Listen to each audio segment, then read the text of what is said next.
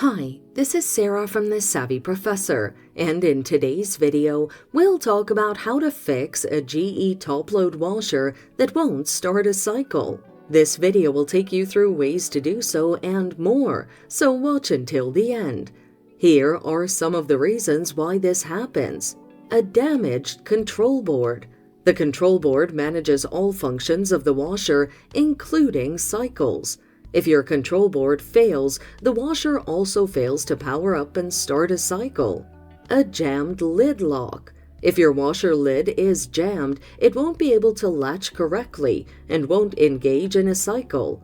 A faulty user interface. Problems with the user interface will hinder you from changing wash cycle settings. This might lead to the washer not starting a cycle. Here's how to fix the issues. Control reboot. Reboot the washer by unplugging it, then plug it back in after 3 minutes and start the washer for the cycle to resume. If that doesn't work, replace the user interface board. Remove the control panel to access the user interface board and replace the board if damaged. Contact a professional.